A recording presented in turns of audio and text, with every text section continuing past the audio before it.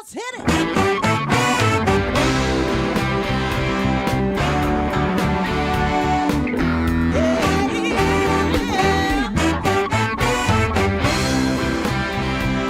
Hi, everyone, and welcome to Alzheimer Speaks Radio. I'm your host, Lori La Bey, and I'm so excited that you're joining us today. We are going to have a fascinating conversation as usual as we learn from people all around the world at all ages and stages of life. Stay tuned as we shift our dementia care from crisis to comfort. All right, here we go. What you think about, you will bring about the mental change. Welcome back to Alzheimer Speaks Radio. If you enjoyed the opening music, it's called Clarion Call by the Mark Arneson Band, and you can download it on any of your favorite platforms. And the cool thing is they're donating the proceeds to Alzheimer Speaks, so you can't beat that. So for those of you that are new to Alzheimer Speaks Radio, we really are about sound information, not just sound bites. We want to hear the authentic conversations, the struggles and the joys that are happening in today's world.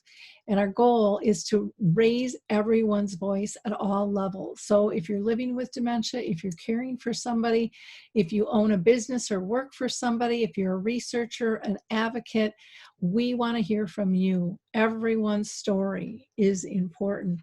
So feel free to reach out to me. You can go to alzheimerspeaks.com and learn more. And, you know, as far as shows go, all of our shows are archived, and we've been doing this since 2011. So there's lots of great information out there for your listening and learning pleasure, because we like to think that we are giving people good, solid information as well. Now, today we're going to be talking about COVID-19, and we've got some great guests. But before I go there, I always like to give a shout out to the Memory Cafe Directory. I think they are just so valuable in their service. And a lot of memory cafes, like the one I run, are doing virtual cafes, and they're opening them up to others, not just in their area, to join if you need support. So go to memorycafedirectory.com. Others are worried about exercise, and so check into Live to Be Healthy, and that's a live, and then the number 2, the letter B, and then healthy. And then I just have to thank our listeners. You guys are so wonderful. Your likes, your clicks, and shares have gotten people all around the world to know who the heck we are. And so we're just honored to be part of your life and to try to provide you with information I know I would have liked to have had when my mother was on her journey for 30 years with dementia. So with no further ado, let me introduce you to our guests today. So I'm going to pull people in one at a time, and we will go from there. And I'm going to have them introduce themselves today because I am having computer issues. So first I'm going to pull in Cyndy Luzinski. First of all, welcome to the show. If you wouldn't mind just introducing yourself to our audience, and we'll get everybody online here, and then we'll start with our questions. But if you wouldn't mind introducing yourself. Sure. I'm Cyndy Luzinski. I live in Windsor, Colorado, and I'm an advanced practice nurse and executive director of a nonprofit organization that we call Dementia-Friendly Communities of Northern Colorado. And so with that, I get to do business education in the community, one-on-one consultation, memory cafes, and support groups throughout the community. Okay, wonderful. I'm going to pull in Andrea Bazolin. So Andrea, welcome to the show. If you wouldn't mind introducing yourself and just telling our audience a little bit about you, and then we'll get to more questions a little bit later here, okay? Okay, Lori, thank you so much for having me. I so appreciate it. My name is Andrea Bazolin, and I am the founder of a company called Everhuman. The goal of Everhuman is to really help people to thrive in the new digital era. You know, this era is ever accelerating, so it can be really a challenge for some to manage their technology lives and their digital lives. And so my whole goal is to make sure that nobody feels left behind and that everyone feels that they can be empowered in this digital age, no matter what age they are. Wonderful. Thank you. And next, I'm going to pull in George Graziani, and we will let him introduce himself as well. So welcome, George. If you wouldn't mind introducing yourself, that would be wonderful. Good afternoon. Hi, Lori. Hi, Cyndy, Andrea. My name is George Graziani. I'm an actuary by background, and what I'm here to talk to you about today is something called COVID-19contacts.com, which is a contact tracing app that I released. I got the idea on March 20th, and we released it on March 27th, a few weeks ago. And it's an app that helps people with what's called contact tracing. And you probably are starting to hear about contact tracing. It's a way to flatten the curve, as we say, or slow the spread of the COVID-19 virus. And the way it works is it allows you to create and maintain a list of what we call your COVID-19 contacts, people who you've been in close contact with within 6 feet, so that if you at some point test positive for COVID-19, those people can then be quickly and easily contacted, and so that they know, and then they can get tested and they can go into quarantine so they don't go around spreading the virus further. And similarly, they can also notify you if they test positive. The app is very simple to use and easy. It works on a laptop or mobile device.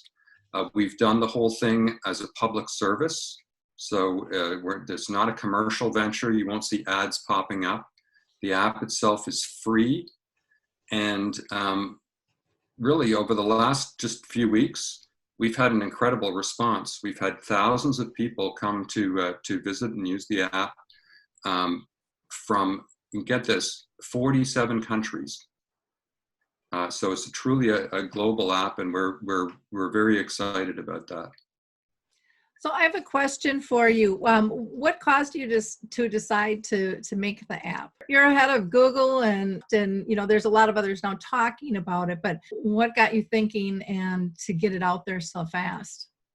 Well, it's a great question. I mean, about a month ago, when it was like probably everybody, I was sitting at home watching the news and online and on TV, and just feeling kind of anxious and just watching this thing unfold and come at us from Asia and flow through Europe.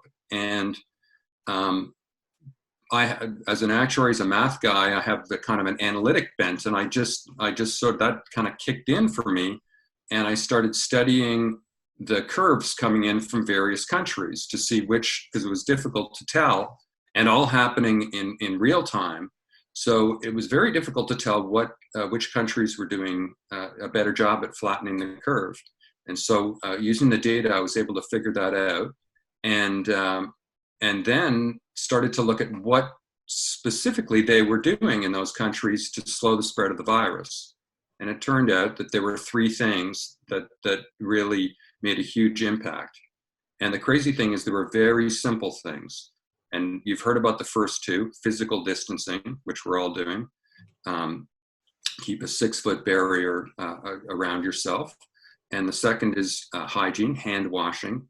And the third thing was this idea of contact tracing.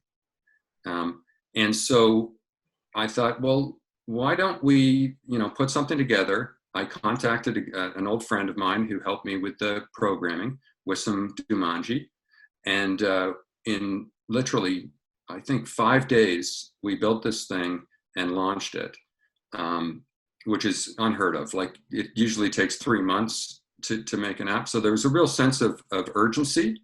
And part of the idea is that we wanted to think like the virus.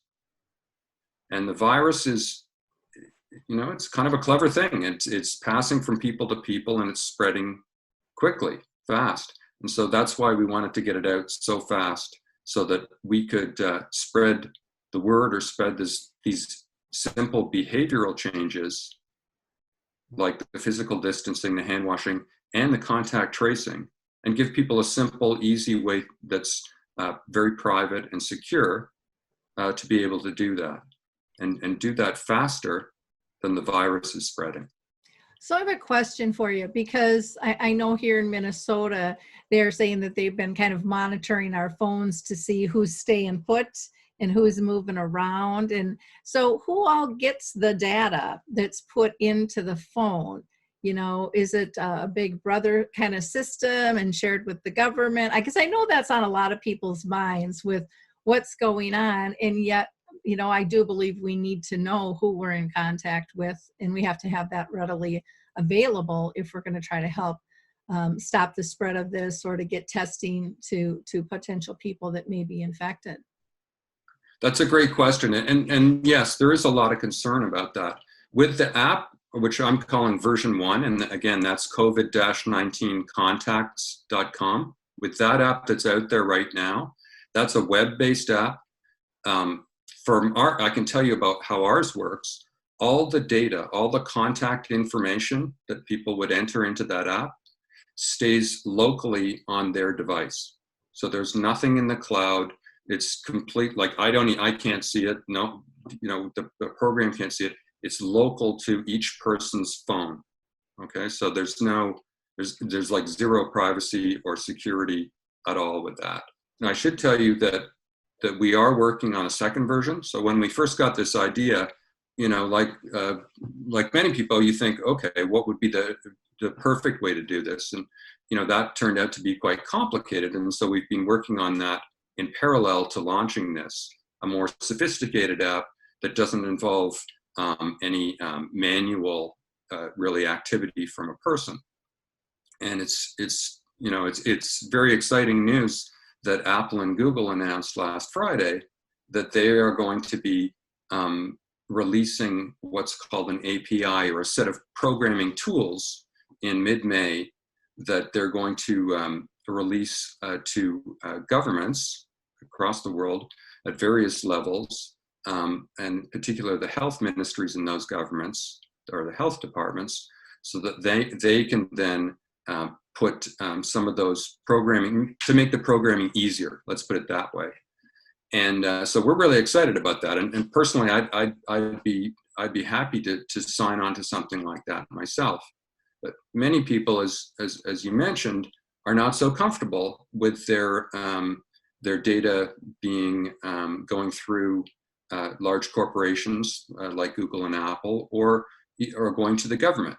And so for those people, we think that our app, which is nonprofit, completely non-commercial, which is global, offers an alternative and is worth considering.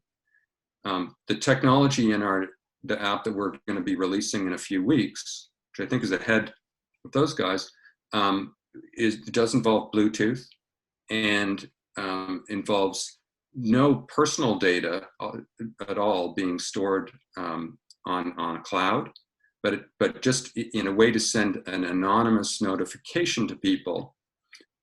You're required to keep a very small amount of information to be able to do that.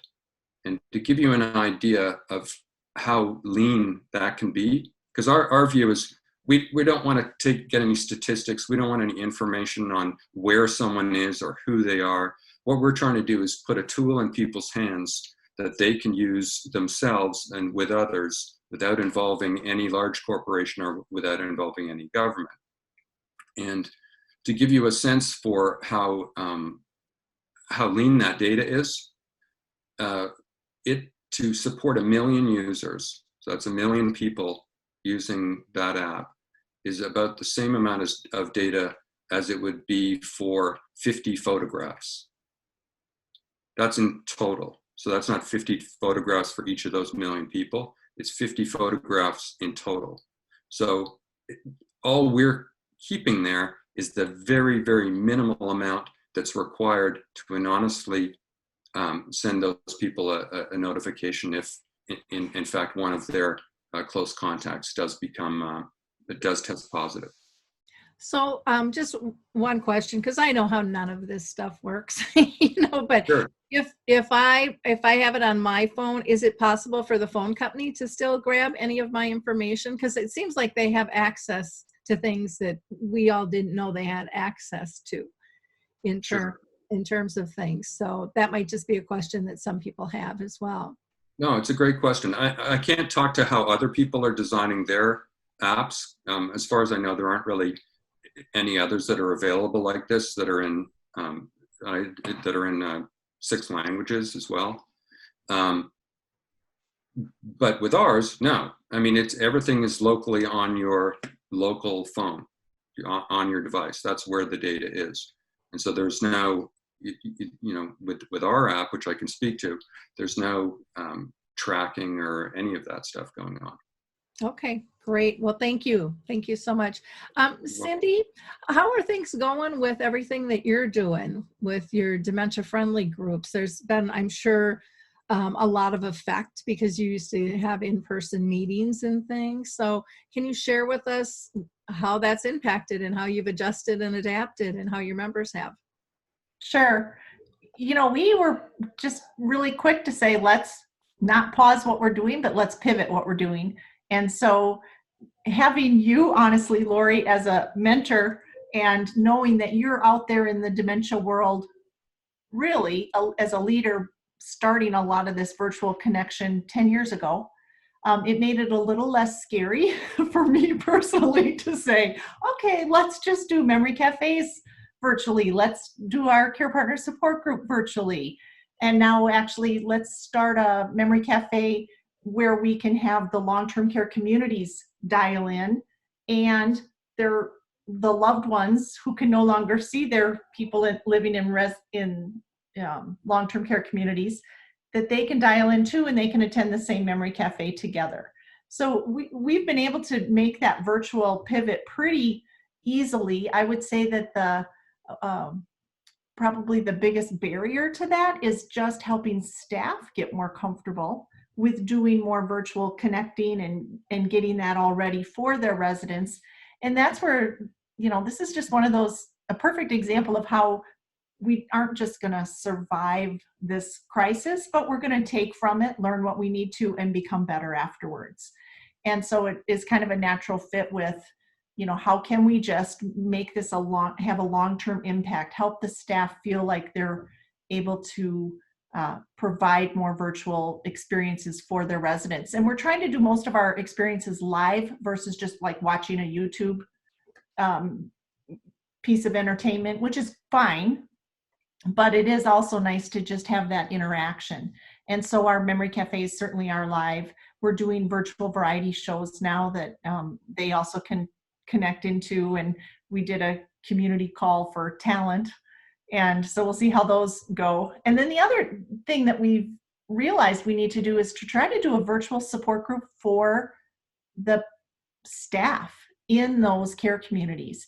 And so we're starting that next Friday. We're just going to try it for 4 weeks at 5:45 in the morning and 2:45 in the afternoon, so we can kind of get both shifts, and calling it a Heroes Connection, and just see if for a half an hour they want to meet, even like among a lot of the communities, to share their insights and thoughts and encouragement.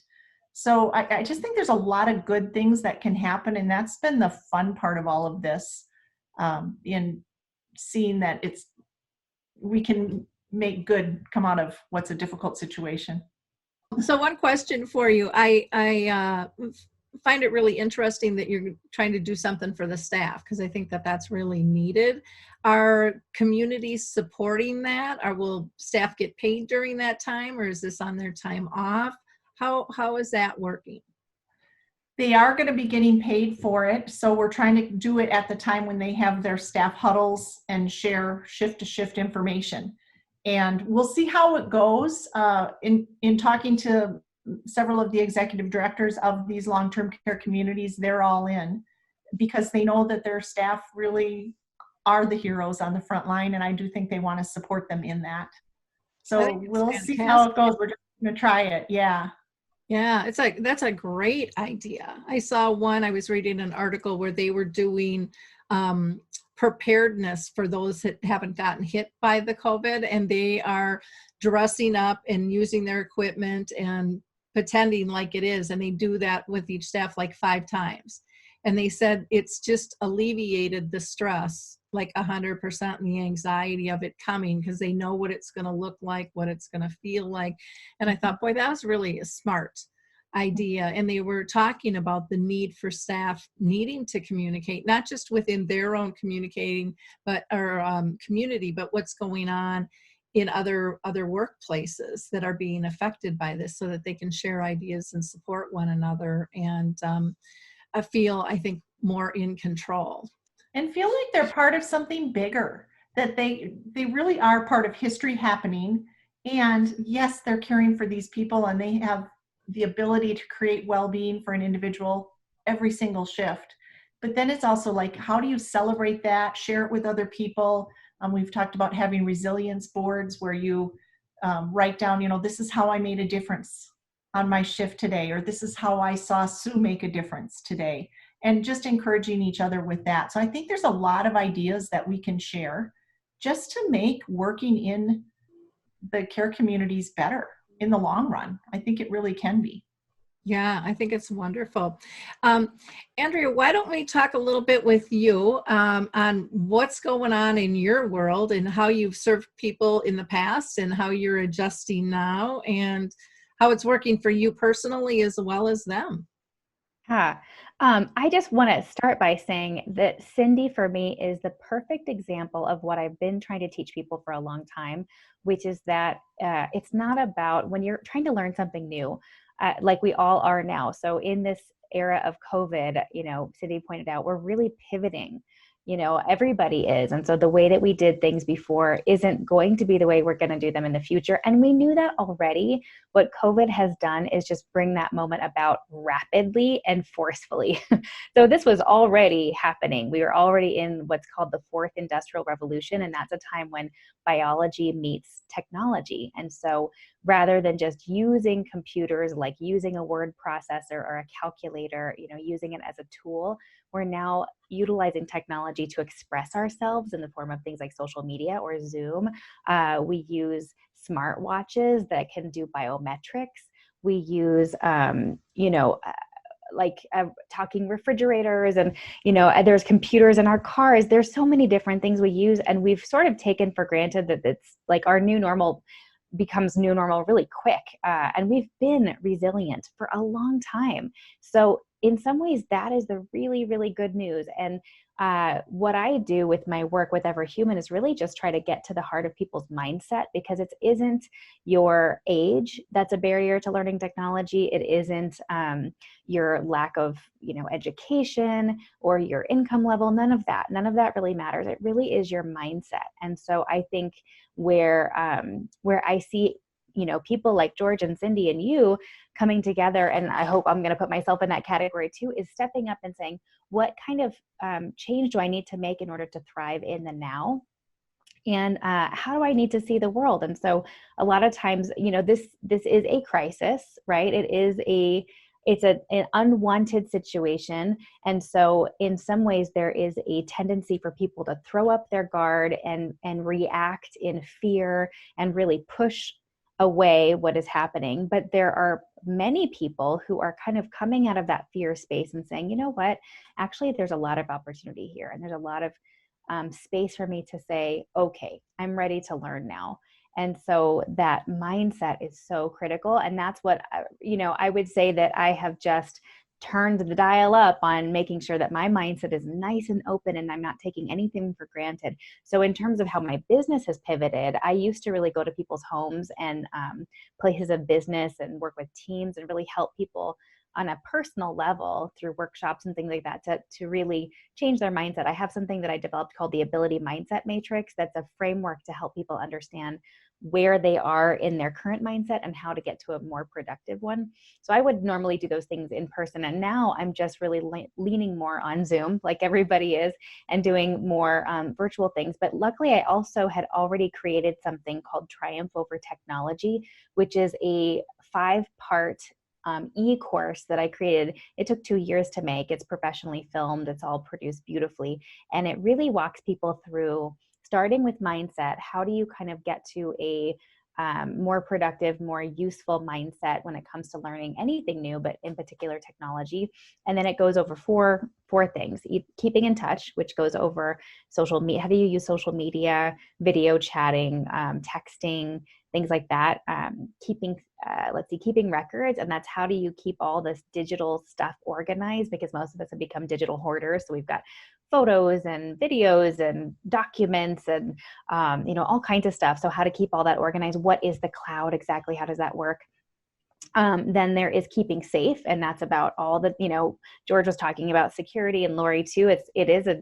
It's scary to think about what digital information we're sharing all the time, and we're all leaving kind of breadcrumbs behind us every time we get on the internet. So I talk about what that is and how to stay safe. And then the final module is keeping what matters, and it's about digital estate planning. So, we don't realize, but if I die, does my husband or my family, do they have my password to my computer or my phone or all my different accounts? The average American has 150 accounts attached to a single email address. So there's just a lot happening, but the good news is there are plenty of resources to help us navigate this time. And so I hope that with Everhuman that I've really put some good resources out there. And if people are interested to find them, it's really, it's not everhuman.com. That's the first place people will look. It's everhuman.io. To find all that information. But that's, my service. And I actually did change the price of my course to be pay what you can for now, because I also, like George, I really just want to serve people right now and make sure that nobody's left behind. That's fantastic. Now with your course, is this for all ages? I mean, I think kids need to be, brought into this too. And they're much more flexible when it comes to technology, and they don't have the fears of, I'm going to break it. I remember when we first got computers and all that, we were like, oh, I'm going to break it. And that was everyone's first thought. And yet there's still a lot of people out there that have those thoughts. But I think kids, the younger we can teach people those things, the better off all of us are going to be. And I know for kids, parents are mostly worried with safety, out of those categories of what you're talking about. Right. And understanding kind of that big picture and the vulnerability, not just because they're a kid, but we all are vulnerable. Yeah. Well, as a parent, I would say that the course is really built to help the person who feels like they are not, that they are scared in the digital era and they're not thriving and they're struggling. That technology is just this kind of constant struggle. And so kind of going back to what Cyndy was saying with the staff, right? When you have caregivers who are trying to help, and, we know that there are amazing tools like Zoom and FaceTime and, even Facebook Messenger, ways that we can make sure that there is a human contact there. There's somebody to talk to. We know those tools exist, but for some family members and caregivers, their fears are stopping them from helping, right? And so what my course does is really just help people with consumer technology, is just to get a lay of the land. And rather than, you might be able to go do a Google search for a how-to, like how to organize your Google Photos. But the problem with all those is that if you're already approaching those videos scared, you're not going to learn. And so what I teach, rather than kind of the step-by-step, everyone thinks they need a step-by-step, but you don't. What you need is to understand the strategy of how to learn technology these days. And without going into too much detail, when I talked about my ability mindset matrix framework, what we want is to be a chef. So if you think about, how does a chef learn to cook? Well, you start with scrambled eggs and French toast and pasta, basics. Things are really simple. And once you master that, you might say, I'm going to add a little smoked paprika to my eggs. Maybe I'm going to make my own pasta sauce. And one day you burn the food. You don't say to yourself, see, I'm the worst. I'm never cooking again in my whole life. I cannot do this. You say, I think I turned it up too high. Next time I'll turn it down lower. So it's small wins. Not beating yourself up, not calling yourself too old or I can't do this. I'm so bad with technology. People really beat themselves up.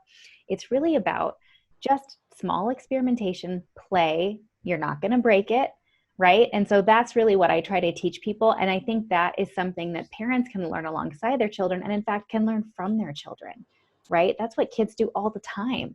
And so we just need to remember how to learn things. And that's what I try to teach people. I think that's brilliant. I think children are such a gift and have so much to offer us if we would just kind of lighten up and go with the flow and let some of that creative juice come out, because I think as adults we get kind of bound up in put in this little box of this is the way it has to be, or if I fail, because that's how they look at it, people are going to judge me. And kids are just like, well, let's just try. If that didn't work, let's try this. Let's just play. Let's just connect. And I think with COVID-19, I think we're seeing some great examples of that, of people saying, hey, I'd rather try than not, and something's better than nothing. And they're sitting back and learning instead of going into that, oh, woe is me. And maybe part of that is because they're not out in the public as much, and so they're not feeling like they have all those eyes on them that they did before judging them. I mean, it's hard to say. Or maybe it's just the severity of the situation that people think, hey, we have to try. We've got to do better. And every single one of us is responsible to do better. Each one of us has the power to do better if we choose. And I mean, you guys are all brilliant examples of adapting and changing and pivoting and bringing things forward, which is lovely. George, I want to ask you, what kind of response have you been getting from people that are tapping in to your app? Oh, we've been getting an incredible response, and just kind of continuing on what Cyndy was talking about, and Andrea as well. Some of the people that are most interested, obviously, are people who are essential workers, and in that group, I would certainly include care workers and people working in seniors' home and senior living, assisted living, and long-term care.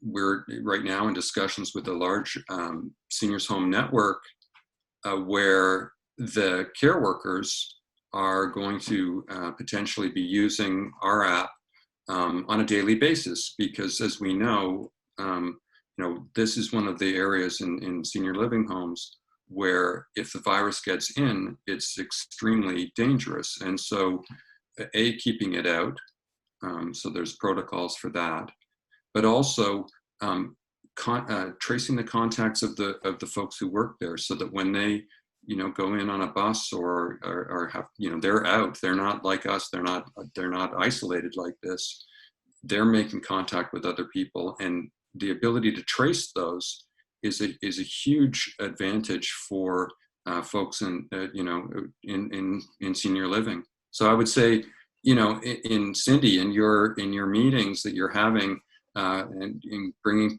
caregivers together, and also you, Andrea, in the wonderful work it sounds like you're doing to help people to learn, is please do introduce them to this notion of contact tracing and have them use our app. It's free, and it gives them a peace of mind, and gives them a kind of an awareness of how important their work is. And others too, like law enforcement. I was on a program earlier, this is going pretty fast, but earlier this week, and I was talking to someone who's a law enforcement expert with thousands and thousands of police officers across the U.S., and they're essential workers. They have to stop people and talk to them and get within 6 feet, and so they too were very interested in, and cashiers in your grocery store.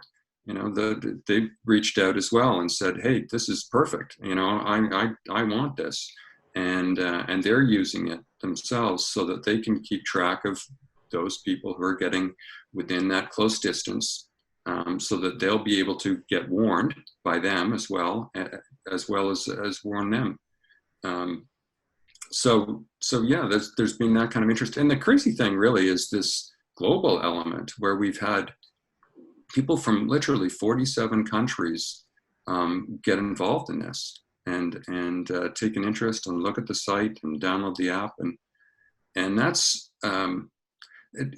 it's very unique that way, because the virus itself is, as we say, is a pandemic. It doesn't know any borders, and so I think we need to that's a positive thing I think that comes out of this, is that our connection with other people individuals gets enhanced by this in a way that we feel that the camaraderie and our fate is aligned together, and our sense of mutual personal responsibility is heightened. And I think if there's a positive that does come out of this terrible pandemic, that would be certainly one of them.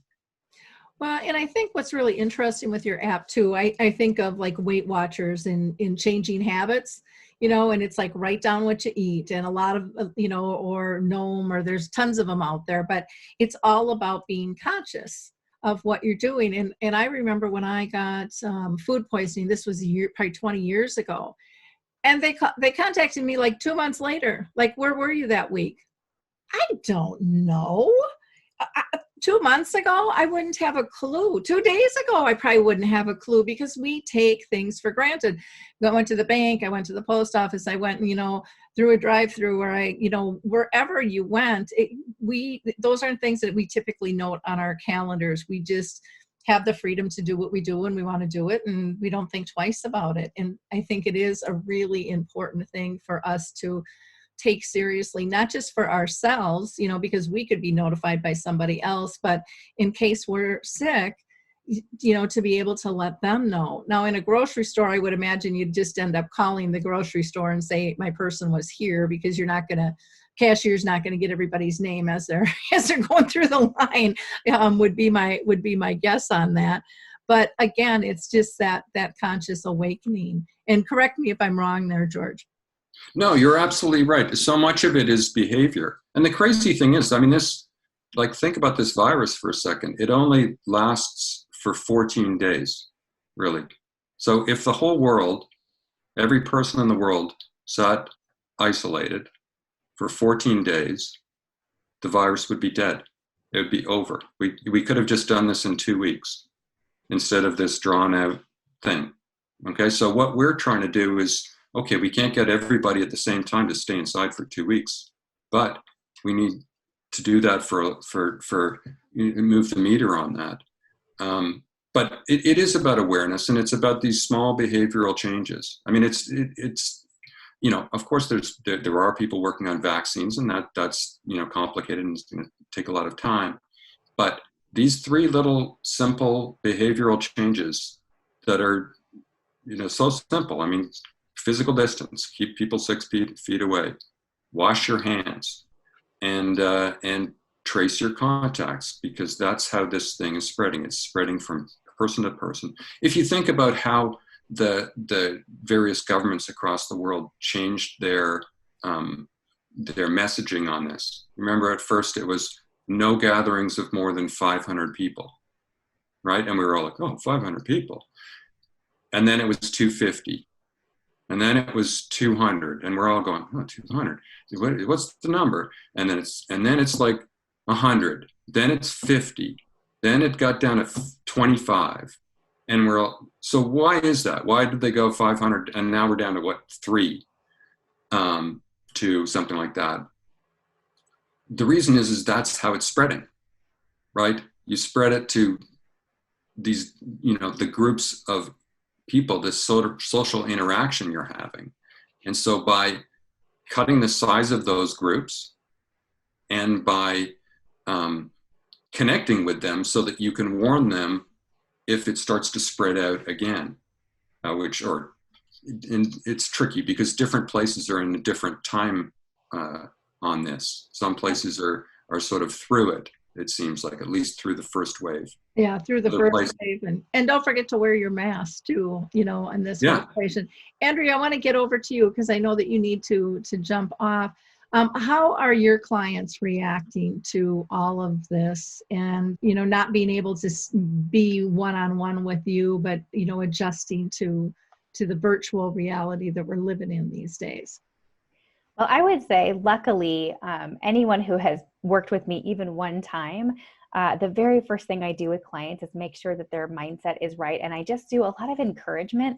And so I would say that my clients are actually doing great.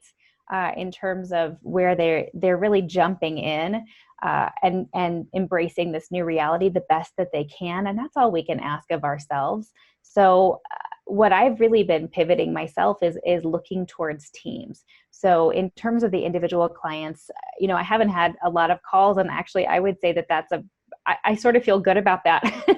That makes me feel positive that I must have been doing something right with a lot of my clients. Right now, I'm working on, because when we think about commerce and government, and really every organization is now completely struggling with how to not only survive this moment, but to thrive in the future. And those leaders who are thinking ahead are the smart ones that are thinking, this will end at some point and we will shift on to the next. And where will we be and who will we be after this? And so I've really focused, because I've really grown quite interested in a fourth industrial revolution world and how I can help people even understand what that means.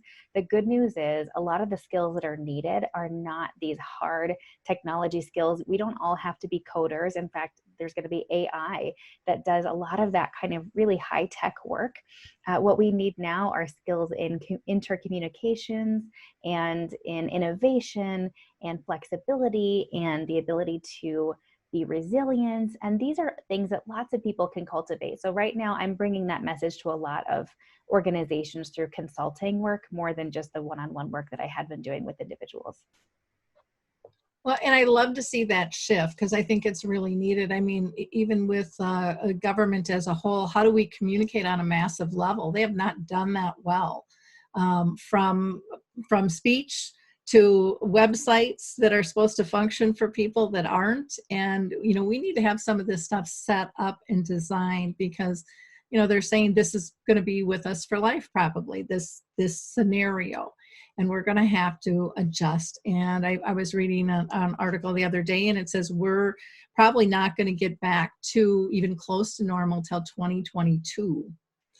And that might just be removing the mask by then, So, I mean, it's very, very interesting seeing all this, but the panic that is happening when people can't find, what they're told to look for. And then they're told, oh, look out, there's a lot of scams to boot. And so I know even for me, when I was looking for one of the websites, I checked like 5 different websites that I trusted, went to them all, made sure it was the same one, not that they just looked alike, and stuff, before I'm going to put my social security number in these things. Really smart. That's the last thing I need. So I love your attitude. And I mean, you just kind of glow, and you have just a presence that really brings people a peace just when you talk. And I think all of you do. You're knowledgeable, you're authentic, you really care about the big picture, and I so appreciate that.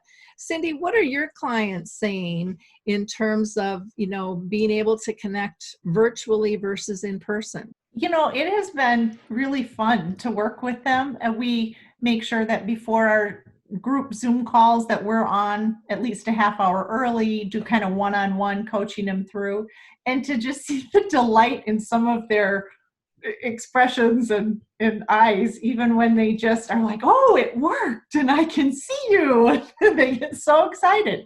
So it is really a mind shift that Andrea talks about, that, just helping them not be so afraid. And a lot of it is, because I am sure no tech guru, but a lot of them is just letting them know they can go through it with us. And really, I think that's the message of all of this, is just how can we all be with one another in what we're going through, whether it's a little step of getting on to a Zoom, or whether it's a step of just standing with you, because I know this is hard not to be with your loved one right now, or, any little step to have somebody with you makes all the difference in the world. And that's really where I see the huge shift coming in. You mentioned it, well, you all probably mentioned it before, about really transforming physical distancing to social connection and social compassion. And that is what I'm seeing happening in communities. That's for sure what I'm just seeing happening individually. And it is a one person at a time experience, one moment at a time, one, interaction. So I think that's where we're going to see, even though it's such massive technology, it's still going to have to be that one-on-one personal connection that lasts. And I think it will.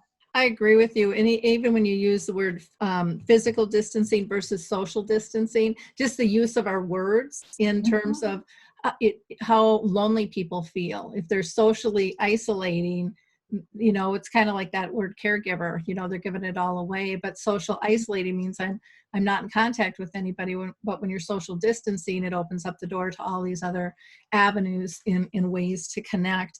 And I see, I see the creativeness, I see the courage, and I see the gratefulness of, like you said, oh, this worked. This is so much fun.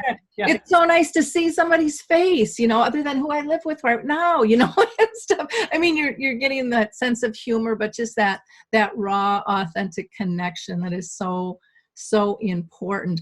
You just said one thing several weeks ago, and my friends have confirmed that, in that they, as people living with dementia or people who are care partners, have felt social distancing already. They knew what that was like.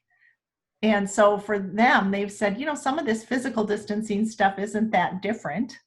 But that's why, they'll talk to each other. That's why you're so important to me. That's why I want to stay connected, because you get it. I don't have to explain myself. Other friends have backed away because they don't understand, but you guys are my people. And that's where I feel like we can all make such a difference by just kind of helping to bridge that gap. Yeah, I've had many people with dementia too say, I think we have a lot we can teach people about this, because we've been through it. We know what works. We know what doesn't. Well, in wrapping up, I want to give you each an opportunity to just give out your contact information. And Andrea, if you don't mind telling people how they can connect with you. Great. So Andrea Bazolin, the easiest way to find me is at www.everhuman.io. That's the easiest way to find me. Wonderful. Thank you. And George, how about you? Okay, so our website is www.covid-19contacts.com.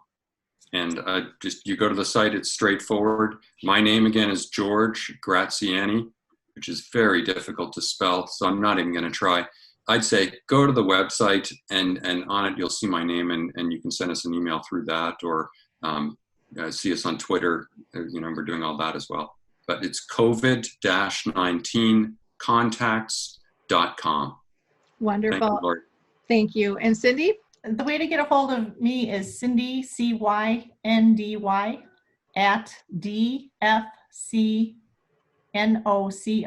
So Cyndy at DFCNOCO.org. And George and Andrea, I'm just humbled to be on the same broadcast with you guys. Thank you so much. Well, thank you all. This has been really interesting, and you've brought great energy, great ideas, and great services to us all. So keep up the good work. Thank you very much. Thanks, Lori. Thank you so much to all. Thank you. Bye-bye. Bye now. So in wrapping up, I just want to, again, thank our guests. They were just absolutely terrific, gave us some wonderful insights that I hope you find helpful for yourself and for others. So please share these. I think these are conversations that we need to have. I know I learned some great things today, and I hope you did too. You can always go to alzheimerspeaks.com and learn more about our projects and initiatives. One thing that is new that we started is a sing-along. There's been a need for that. So we did our first one on April 16th, and we're going to be doing another one on April 30th. And don't worry, it's not my voice because I'm not a singer. I'll just facilitate the conversation. So stay safe, stay healthy, wash your hands, wear your masks, and keep that physical distance going so that we can all be safe. Bye now.